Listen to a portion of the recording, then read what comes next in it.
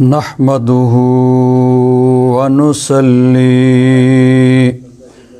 ونسلم على رسوله الكريم أما بعد فأعوذ بالله من الشيطان الرجيم بسم الله الرحمن الرحيم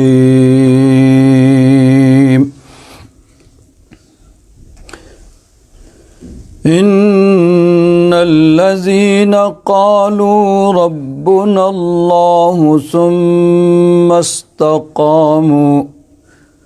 تتنزل عليهم الملائكة ألا تخافوا ولا تحزنوا وأبشروا بالجنة التي كنتم توعدون نحن أولياؤكم في الحياة الدنيا وفي الآخرة ولكم فيها ما تشتهي أنفسكم ولكم فيها ما تدعون نزلا من غفور رحيم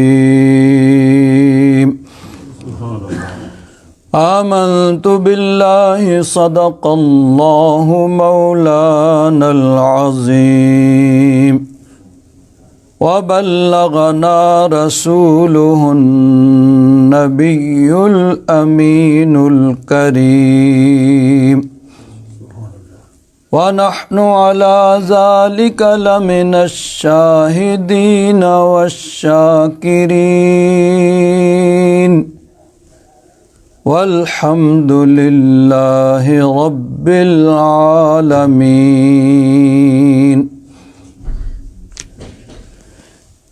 إن الله وملائكته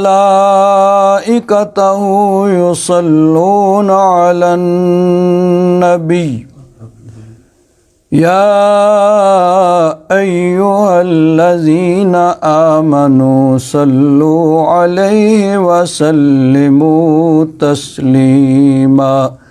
اللهم صل على سيدنا ومولانا محمد وعلى آل سيدنا ومولانا محمد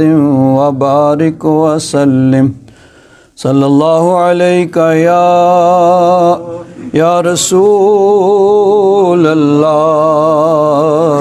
وسلم علیک یا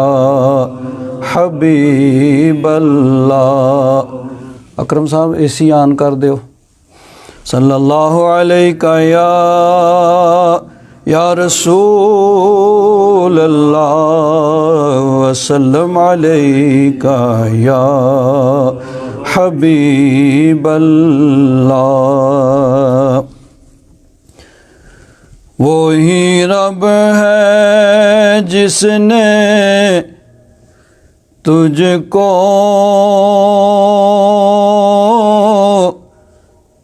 ہمتن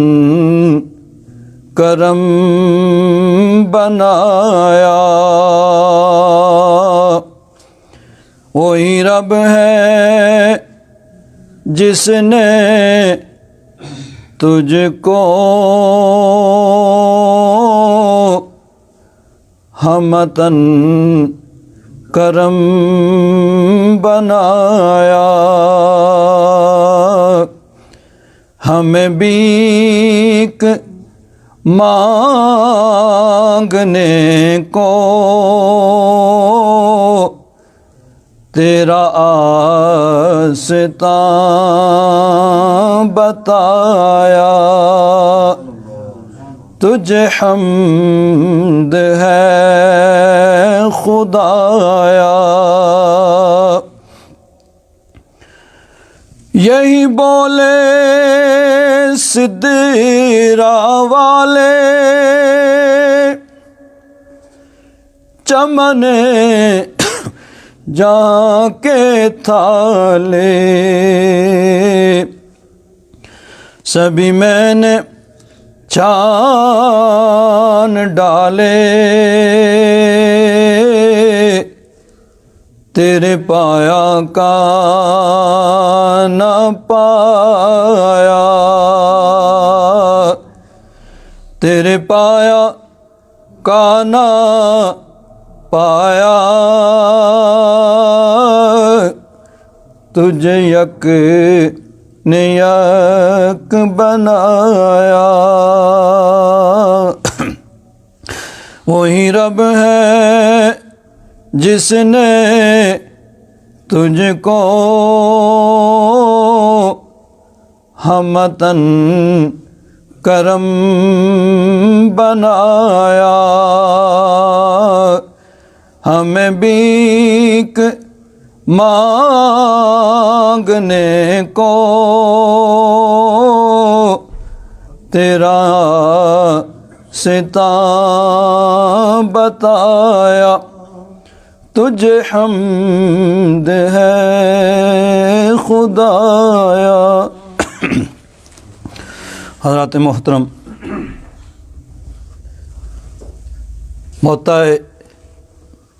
شرح مسند امام اعظم ابو حنیفہ رحمۃ اللہ تعالیٰ علیہ،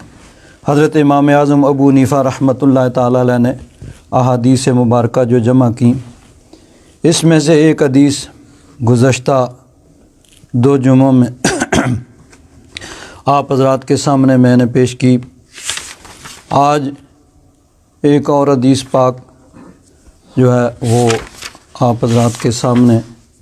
پیش کروں گا، اس کے بعد پھر چند ضروری باتیں جو ہیں وہ آج کی اور عید کے حوالے سے عرض کرنی ہیں۔ نبی کریم صلی اللہ علیہ وسلم کی بارگاہ میں ایک لڑکا تھا، وہ کسی یہودی کا بیٹا تھا، وہ آیا کرتا تھا اور حضور کی خدمت کیا کرتا تھا۔ تو اس روایت سے یہ پتہ چلتا ہے کہ وہ کوئی پڑوس میں رہنے والا یہودی تھا اور اس یہودی کا وہ بیٹا تھا۔ مسجد نبوی شریف حضور کے حجرہ مبارکہ کاشانہ مبارک کے قریب ہی کہیں وہ رہتے تھے، کیونکہ 3 قبیلے یہودیوں کے مدینہ منورہ میں حضور کی تشریف آوری سے پہلے ہی آباد تھے۔ تو وہ لڑکا نوجوان جو ہے وہ بیمار ہو گیا، تو نبی کریم صلی اللہ علیہ وسلم اس کی عیادت کے لیے تشریف فرما گئے۔ صحابی فرماتے ہیں حضرت بریدہ کہ ہم حضور کی بارگاہ میں بیٹھے ہوئے تھے، فقال لاصحابہ انہدوا بنا نعود جارنا الیہودی، چلو آؤ اٹھو ہم اپنے پڑوسی یہودی کی عیادت کریں، بیمار پرسی کریں۔ قال فدخل علیہ، صحابی فرماتے ہیں حضرت بریدہ کے حضور تشریف لے گئے اس کے پاس، فوجدہ فی الموت، تو حالت یہ تھی کہ اس پر موت کی سکرات یعنی طاری تھیں، موت کے آثار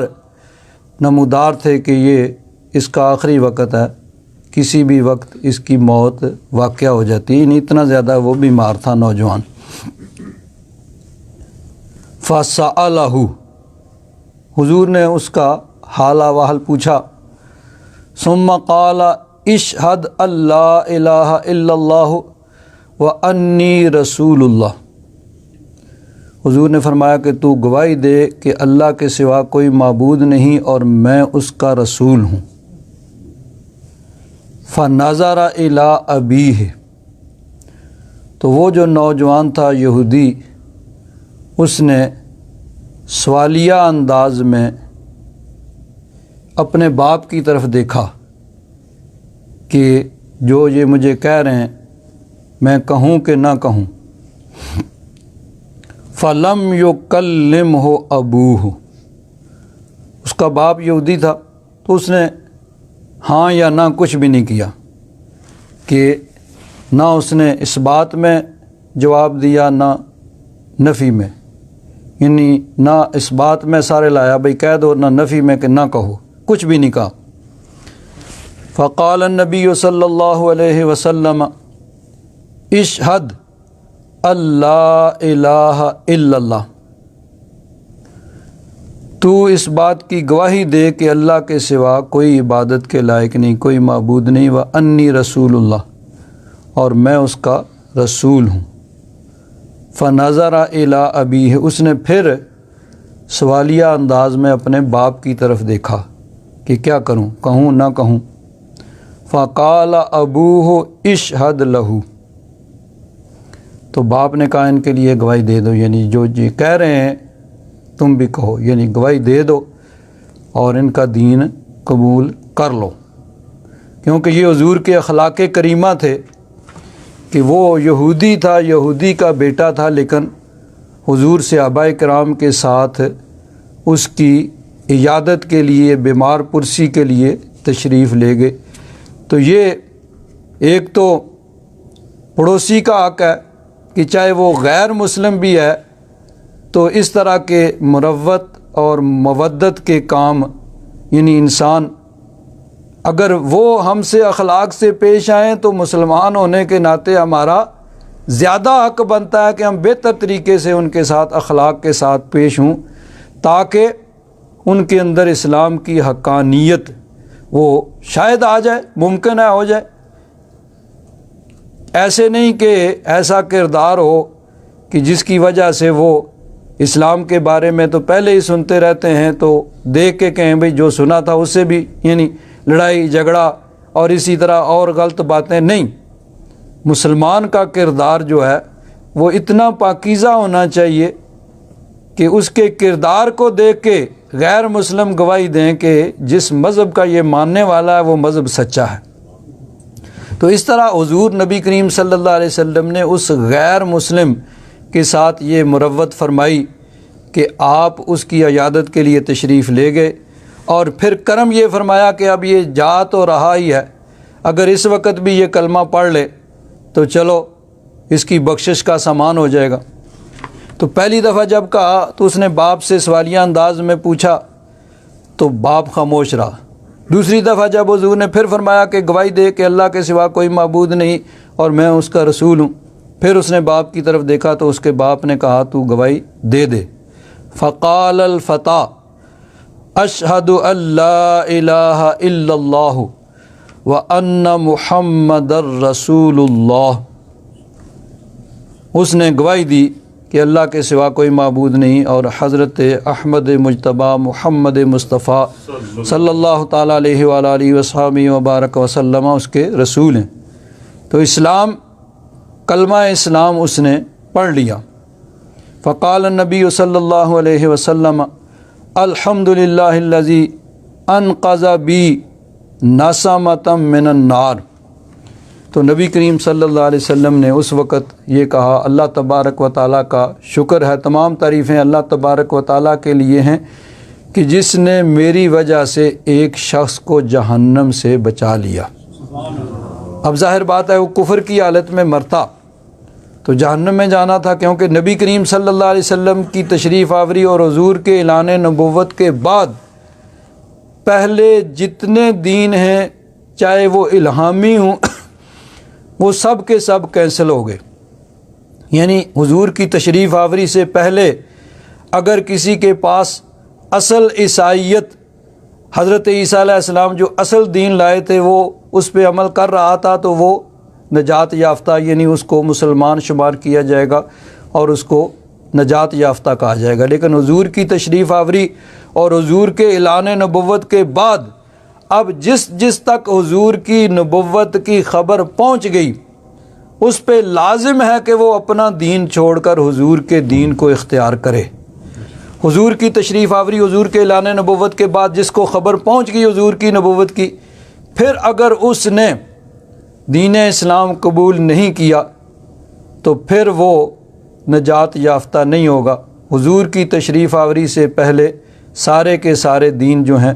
وہ الہامی دین وہ بھی کینسل ہو گئے کہ اب قیامت تک صرف اسلام یعنی نبی کریم صلی اللہ علیہ وسلم کا لایا ہوا دین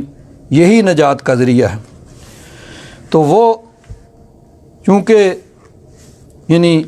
عقل بالغ ہوگا تو اس کے لیے ضروری تھا حضور کے دین کو قبول کرنا، تو اگر وہ اسی حالت میں مر جاتا تو ظاہر بات ہے کفر کی حالت میں مرتا جہنم میں جاتا۔ تو حضور کے کرم فرمانے پر اس نے اسلام کو قبول کر لیا، کلمہ شہادت کہہ لیا، تو حضور نے اللہ تبارک و تعالیٰ کی حمد و ثنا کی کہ اس کا شکر ہے جس نے میری وجہ سے ایک آدمی کو جہنم سے بچا لیا۔ دوسری روایت میں بھی یہی ہے، صرف اس میں یہ ہے کہ حضور نے اس سے پوچھا کہ کیا تو یہ گواہی دیتا ہے؟ تو اس نے باپ کی طرف دیکھا، پھر حضور نے دوبارہ کہا، پھر اس کے باپ نے اجازت دی تو اس نے کلمہ شریف پڑھ لیا۔ تو نبی کریم صلی اللہ علیہ وسلم کا اخلاق کریمہ ہے کہ نبی کریم صلی اللہ علیہ وسلم اپنے دشمنوں پہ بھی یہ کرم فرماتے تھے، یعنی وہ غیر مسلم تھا، یہودی کا بیٹا تھا، لیکن نبی کریم صلی اللہ علیہ وسلم اس کی عیادت کے لیے تشریف لے گئے، اور مزید یہ کرم فرمایا کہ اس وقت اس کو اسلام کی دعوت دی، اس نے اسلام کو قبول کر لیا، اور یعنی وہ جہنم سے بچ کر اللہ تبارک و تعالیٰ کی رحمت کا حقدار ٹھہرا۔ بڑی پیاری ایک شعر ہے نیازی صاحب کا، وہ کہتے ہیں او دے اخلاق تو جاواں قربان میں، او دے اخلاق تو جاواں قربان میں، ویریاں لئی وی چدراں بچھانداریا، یعنی دشمن بھی آ جائے تو دشمن کے لیے بھی چادر جو ہے وہ بچھا دی جاتی ہے۔ اب دیکھیے مکہ فتح ہوا، تو مکہ فتح ہوا تو حضرت ابو سفیان اس وقت مسلمان ہوئے، پہلے وہ کافر تھے، اور یعنی حضور کی ہجرت سے پہلے بھی وہ مخالفت کرتے رہے، اور خاص طور پر ہجرت کے بعد جو 8 سال گزرے وہ کفار کے سرغنہ تھے، اور جنگ احد میں بھی وہ امیر لشکر تھے، اور ہر موقع پہ انہوں نے نبی کریم صلی اللہ علیہ وسلم اور اسلام کو یعنی نقصان اور تکلیف پہنچانے کی کوشش کی۔ فتح مکہ کے موقع پہ وہ مسلمان ہو گئے، تو اب فتح مکہ کے موقع پہ سب سے زیادہ کرم بھی حضرت ابو سفیان پہ ہوا، جو سب سے بڑے پہلے دشمن تھے۔ حضور نبی کریم صلی اللہ علیہ وسلم، حضرت ابو سفیان حاضر ہوئے، حضور یہ آپ کے رشتہ دار ہیں، سارے آپ کے خاندان کے لوگ ہیں، مہربانی فرماؤ۔ حضور نے فرمایا اچھا، جو ابو سفیان کے گھر میں آ جائے اس کو امان، یعنی سب سے بڑا دشمن جس نے سب سے زیادہ تکلیفیں پہنچائی تھیں اسی پہ سب سے زیادہ کرم ہو رہا ہے کہ جو ابو سفیان کے گھر میں آیا جائے گا اس کو کچھ نہیں کہا جائے گا۔ ورنہ اس زمانے کا دستور یہ تھا کہ جب 2 قبیلوں کی لڑائی ہوتی، جو قبیلہ فتح پاتا وہ جتنے نوجوان ہوتے تھے سب کو سب تہہ کر دیتے، ذبح کر دیتے تھے، قتل کر دیتے تھے، عورتوں اور بچوں کو غلام اور لونڈیاں بنا لیتے تھے، اور اگر حضور ایسا کرتے تو کوئی بڑے سے بڑا دشمن بھی اس پہ اعتراض نہیں کر سکتا تھا۔ لیکن یہاں معاملہ الٹ ہے کہ جو سب سے بڑا دشمن تھا اسی پہ سب سے بڑا کرم فرمایا، ابو سفیان کے گھر جو آ جائے اس کے لیے امان ہے۔ غالباً انہوں نے عرض کیا ہوگا کہ حضور میرا گھر کتنا سارا مکہ میرے گھر میں تو نہیں آ سکتا۔ حضور نے فرمایا جو حرم شریف میں آ جائے تلواریں رکھ دے، ہتھیار رکھ دے، جو لڑائی نہ کرے اس کے لیے امان ہے۔ اب سارا مکہ تو حرم شریف میں بھی نہیں آ سکتا تھا، چھوٹا سا مطاف تھا، سائیڈوں پہ تو لوگوں کے گھر تھے۔ فرمایا اچھا جو اپنے گھر میں بیٹھ جائے، دروازہ بند کر لے، جو لڑائی نہیں کرے گا اس کے لیے امان ہے، اس کو کچھ نہیں کہا جائے گا۔ آج دیکھیے دنیا میں بڑی سلامتی کونسلیں بنتی ہیں، پیس کونسلیں بنتی ہیں، اور پیس کی کانفرنسیں ہوتی ہیں۔ کوئی دنیا میں ہے جو اس کی مثال پیش کر سکے کہ جن کی ساری زندگیاں تکلیفیں پہنچاتے ہوئے گزری تھی ان پہ یہ کرم ہو رہا ہے اور یہ ہو رہا ہے۔ حضور نے فرمایا لا تثریب علیکم الیوم، آج کسی سے بدلہ لینا تو دور کی بات ہے، کسی کو یہ بھی نہیں کہا جائے گا کہ تم نے فلاں وقت میں یہ کیا تھا، یعنی کسی کی، جس کو پنجابی میں کہتے ہیں علامہ، عربی میں کہتے ہیں تثریب، گلا شکوہ، پرانی بات یاد کر کے اس کو شرمندہ کرنا نہیں، آج کسی کو اس کی بات یاد کر کے شرمندہ بھی نہیں کیا جائے گا۔ نبی کریم صلی اللہ علیہ وسلم کا یہ اخلاق کریمہ تھا۔ اللہ تبارک و تعالی ہم سب کو توفیق عطا فرمائے۔